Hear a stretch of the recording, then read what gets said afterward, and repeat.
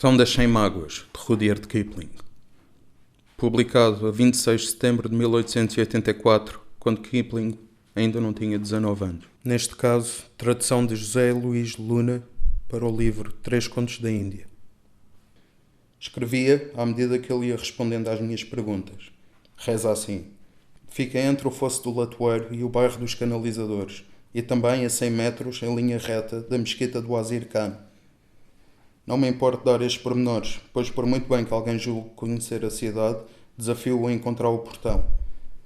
Podemos até atravessar o fosso onde ele fica centenas de vezes que não o havemos de ver. Costumávamos chamar a esse fosso o Fosso do Fumo Negro, mas o nome que os nativos lhe dão, claro está, é completamente diferente. Um burro carregado não conseguiria passar por entre as paredes e, a certa altura, mesmo antes de chegar ao portão, a fachada maciça de uma casa obriga as pessoas a andar de lado. Para dizer a verdade, não se trata realmente de um portão, é uma casa. O velho Fung Ching foi o seu primeiro dono há uns 5 anos atrás. Era sapateiro em Calcutá e dizem que foi lá que matou a mulher quando estava bêbado. Foi por isso que abandonou a loja no bazar e se refugiou no Fosso do Fumo Negro. Mais tarde, instalou-se a norte e abriu o portão, uma casa onde se podia fumar em paz e sossego. Mas repare-se que era uma puca, uma casa de ópio respeitável, e não uma dessas chanducanas abafadas e deprimentes que se encontram por toda a cidade.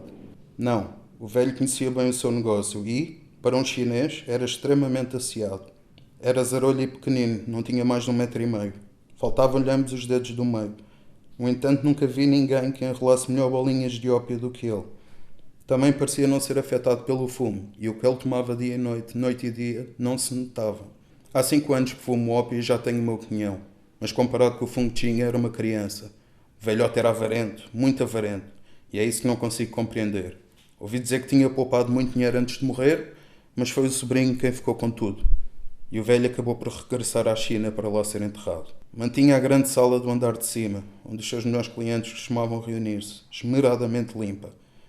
O ídolo chinês do Fung Ching, quase tão feio como ele, costumava ficar a um canto e havia sempre paus de incenso a arder debaixo do seu nariz. Porém, mesmo quando os cachimbos passavam de um lado para o outro, não se sentia nenhum cheiro. No canto oposto encontrava-se o caixão do Fung Ching. Tinha gasto uma boa parte das suas economias para o comprar, e sempre que um novo cliente chegava ao portão, o velho mostrava-lhe o caixão. Era lacado a parede com caracteres vermelhos e dourados, e consta que o Fung Ching o levou com ele para a China. Não sei se isso é verdade ou não. O que sei é que, quando eu era o primeiro a lá chegar, costumava colocar a minha esteira ao lado dele. Era um canto tranquilo, sabe? E uma espécie de brisa vinda do fosso entrava de vez em quando pela janela. Além das esteiras, não havia mais mobília na sala. Apenas o caixão e o velho ídolo, todo azul, verde e púrpura por causa da idade e do polimento. O Fung Ching nunca nos explicou porque é que chamava aquele lugar o Portão das 100 Mágoas. Ele era o único chinês que eu conhecia que usava nomes extravagantes e desagradáveis. A maior parte deles são cheios de floreados, como há de reparar em Calcutá. Mas descobrimos isso à nossa custa. Nada vicia mais uma pessoa, se for branca, do que o fumo negro. Com o amarelo é diferente. Os efeitos do ópio mal se notam nele. Mas os brancos e os negros sofrem imenso. Claro que há pessoas a quem o fumo não toca mais que o tabaco ao princípio. Ficam um pouco sonolentas, como se fossem adormecer naturalmente, e no dia seguinte estão quase boas para ir trabalhar. Eu era assim quando comecei, mas há 5 anos que fumo com regularidade e, agora, é diferente. Uma velha tia minha que vivia para os lados de Agra deixou-me uma pequena herança quando morreu. Cerca de 60 rúpias por mês, o que não é lá grande coisa. Ainda me lembro da altura, parece ter sido há séculos, em que eu ganhava 300 rúpias por mês, fora os extras, a trabalhar numa serração de madeira em Calcutá. Não fiquei lá muito tempo. O fumo negro não nos deixa tratar de outros assuntos. Apesar de eu estar um pouco afetado, não conseguiria agora trabalhar num só dia, nem que fosse para salvar a vida. 60 rúpias é tudo o que eu preciso. Quando o velho Fung Ching estava vivo, guardava-me o dinheiro, dava-me metade para viver, eu cá como muito pouco, e ficava com o resto. Tinha entrada livre no portão em qualquer altura, dia e noite, e podia fumar, e fumar e dormir ali sempre me apetecesse. Por isso, não me ralava. Sei que o velho se aproveitou, mas pouco me importa. Nada me interessa muito e, além do mais, o dinheiro continuava a chegar às mãos todos os meses. Éramos 10 quando o portão abriu pela primeira vez. Eu, 2 babus de uma repartição do governo algures em Anarculi que acabaram por ser despedidos e já não tinham dinheiro para pagar. Quem se vicia no fumo negro não aguenta trabalhar de dia durante muito tempo seguido. Um chinês, sobrinho do Fung Ching, uma mulher do bazar que tinha arranjado muito dinheiro, ninguém sabe como, um inglês ocioso, Smith qualquer coisa, não me lembro bem, que fumava aos montes mas não pagava. Contava-se que era advogado e que tinha salvo o Fung Ching de ir parar à prisão em Calcutá. Outro euroasiático de Madras, como eu, uma mestiça, e 2 tipos diziam ser do norte. Julgo que eram persas ou afegãos ou qualquer coisa do género. Agora só restam 5 vivos, mas continuamos a lá ir regularmente. Não sei o que aconteceu aos babus, mas a mulher do bazar morreu depois de ter passado 6 meses no portão. Acho que o Fung Ching ficou com as pulseiras e o anel que ela usava no nariz, mas não tenho a certeza. O inglês, que para além de fumar também bebia, acabou por se ir embora. Um dos persas foi morto numa rixa, à noite, há já muito tempo, junto ao grande poço que fica perto da mesquita. A polícia fechou o poço alegando que cheirava muito mal. Encontraram o corpo dele lá no fundo. Como vê, apenas resto eu, o chinês, a mestiça a quem chamamos Mensahib, que vivia com o Fung Ching, o outro euroasiático e um dos persas. A Mensahib já está muito velha. Acho que era jovem quando o portão abriu. De qualquer modo, estamos todos velhos. Temos centenas e centenas de anos. No portão é difícil ter a noção do tempo.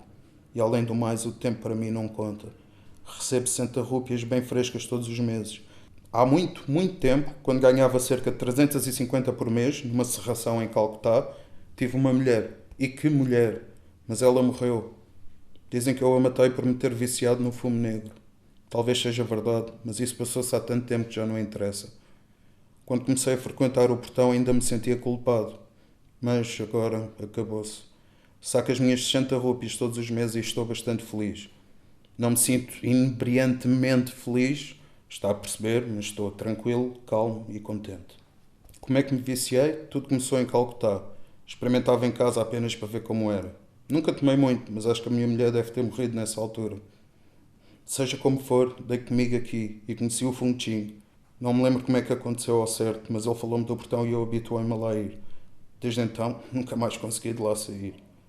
Nos tempos do Fung Ching, o portão era um sítio respeitável, onde uma pessoa se sentia confortável. Nada tinha a ver com as sanducanas onde os pretos vão. Nada disso. Era um local limpo e sossegado, sem muita gente. Claro que, além de nós os 10, havia mais clientes. Mas cada um de nós recebia uma peça almofadada para apoiar a cabeça e uma esteira toda enfeitada de dragões pretos e vermelhos e coisas assim, como o caixão ao canto da sala. Ao fim do terceiro cachimbo, os dragões mexiam-se e começavam a lutar uns com os outros. Observei-os durante muitas noites. Era assim que controlava o que fumava, mas agora são precisos 12 cachimbos para que eles se mexam. Para além do mais, estão todos esfrangalhados e sujos como as esteiras, e o Fung Ching morreu há uns 2 anos. Ofereceu-me o cachimbo que eu agora uso sempre, de prata, com criaturas esquisitas a rastejar. Penso que antes eu usava um tubo de bambu comprido com um pequenino recipiente de cobre e uma bolinha de jade verde. Era pouco mais grosso que uma bengala e o fumo saía muito suavemente. O bambu parecia que chupava o fumo. Mesmo não acontece com os cachimbos de prata e eu tenho que limpá-lo de vez em quando. Dá muito trabalho, mas eu fumo por causa do velhote. Deve ter ganho um bom dinheiro comigo, mas dava-me sempre almofadas e esteiras limpas e o melhor ópio que se podia arranjar. Quando ele morreu, o sobrinho, Tsingling, herdou o portão e mudou o nome para Templo das Três Posses. Mas nós, os veteranos, continuamos a chamar-lhe o Portão das 100 Mágoas. Esse sobrinho é muito desleixado e penso que a Mensahib o ajuda.